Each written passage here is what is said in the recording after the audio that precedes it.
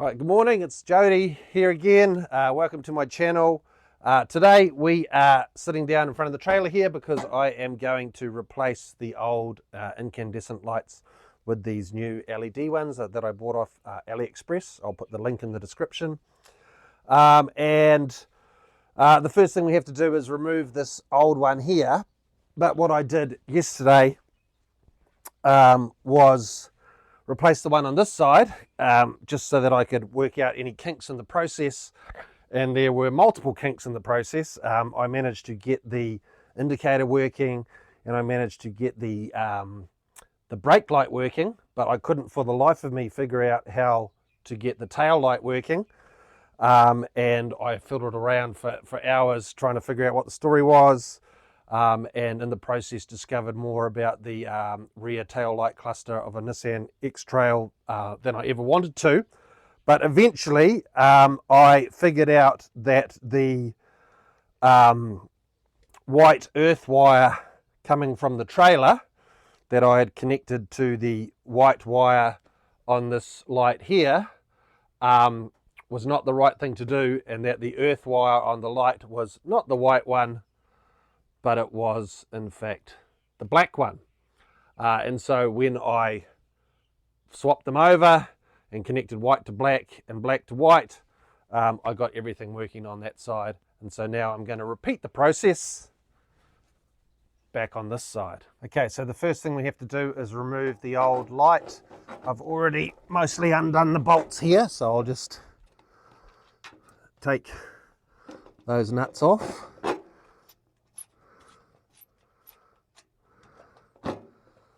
There's a couple of little washers there as well. I'll just put them in the air for the moment. And then that pops out. And then what I'm going to do is just slice the wire. I'll give myself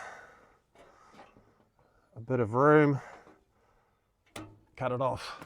So I've stripped the insulation off that wire there now to expose the four coloured core wires inside.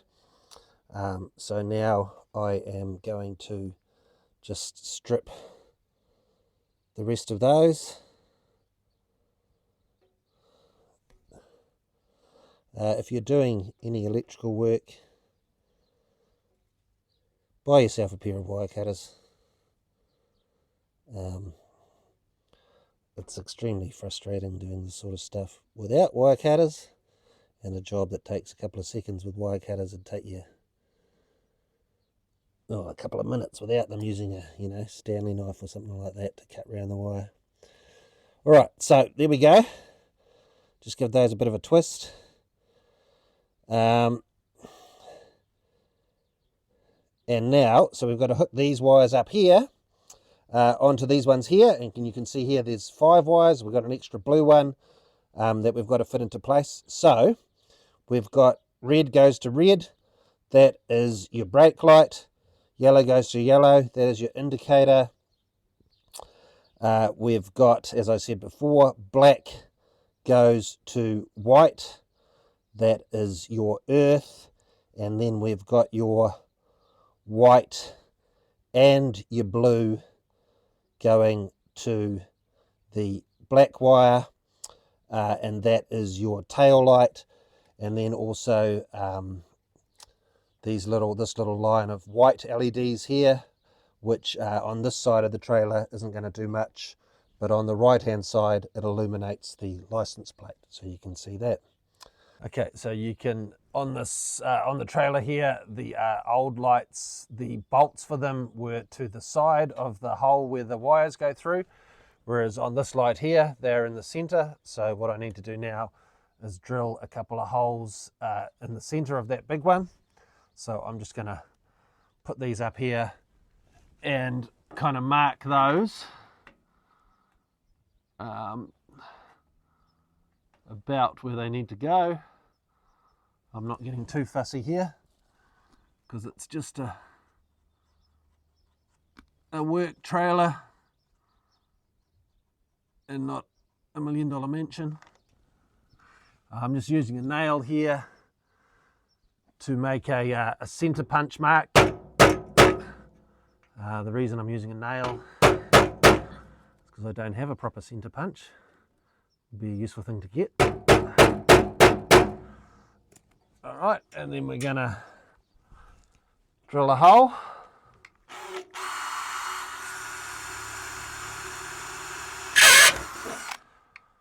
And another hole.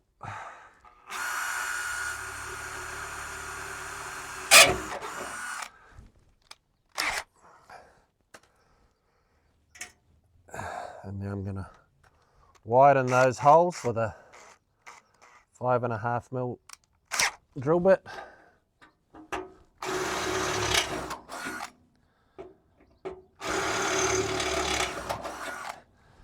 And with any luck, my bolts for the light will line up with those and go through, which they do. So now the next thing to do is to bolt that to the frame, chuck the wires through there, and then connect the wires on the other side. Okay, so I've got those nuts tightened up there, so the light is bolted on. And now what I'm going to do is, before I kind of finalize all these connections, I'm just going to do a test to make sure I've got everything working. So I've just twisted the wires together, and I'm going to finish that off now with this one here. So we've got these two wires going into one, so I will twist those blue and the white one from the light together, and then I will join them to the black one here. And you can already see that one of the ones I'd already done has come apart, so this is not a long-term solution. As soon as you went for a drive down the road, they would be liable to fall apart. But temporarily, let's just get that one there so you can see the last one. This is the troublesome earth wire, white to black, that caused me no amount of heartache when I did the other side.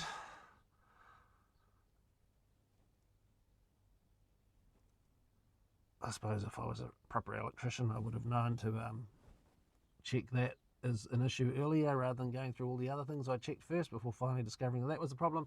Okay, so those are there now. I just want to make sure that none of those exposed wires are touching each other, because that could cause some problems. You can see there, I've got them all separated.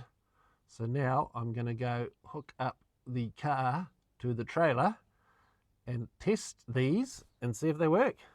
So I'm just going to peel this protective tape off here now that they're attached, and we will get the lights going. So can I have the brake light? Yay. Can I have the left hand indicator? All right, flick the lights on. Flick the lights on. And now put the brake on, and the left hand indicator again. Yay. As you can see, everything works. So now I will properly connect all those wires. All right, so to connect these wires, I'm going to use these little Duratec solder splicers here. Got them from JCar Electronics, $7 for a pack of 5. And the way they work is that you just slot them over the ends of your wire there like that, and you put the other end in that side, and you just want to have the copper core of your wire going through the silver bit in the middle there. That's your solder, and then the two blue bits are glue, and it's got heat shrink wrap around it. And so if you heat it up, and the guy at JCar said you can just use a lighter, but that's a little bit rustic even for me. I've got this handy dandy Ryobi heat gun here. So we're gonna flick that on. We've got a little attachment here to hopefully protect the other wires while I heat it up. And you kind of just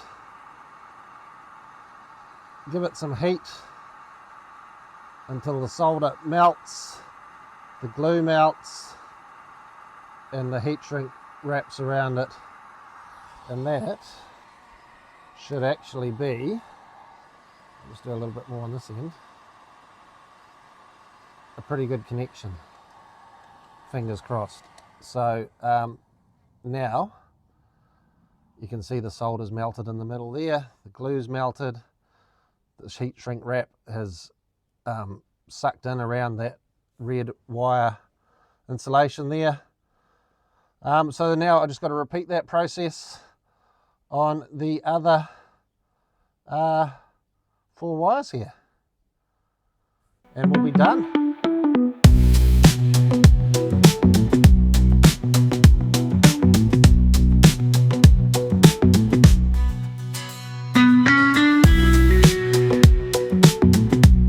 Alright, so those are all on and connected now. So we are just going to run a test to see that everything works.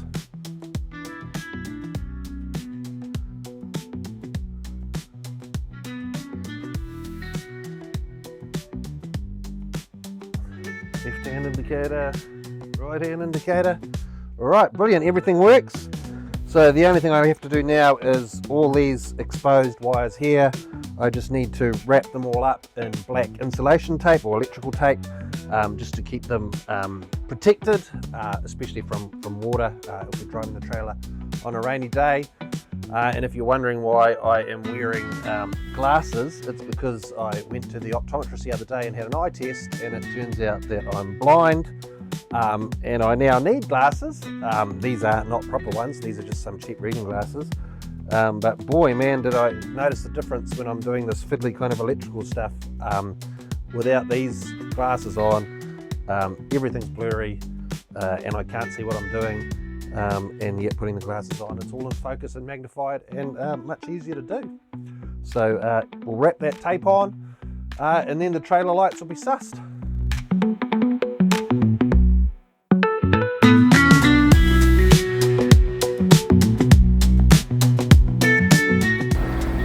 Alright, now that those lights are done, it's time to take this trailer for a spin. If you enjoyed that video, please like, subscribe, and we'll see you here next time on Master of None NZ.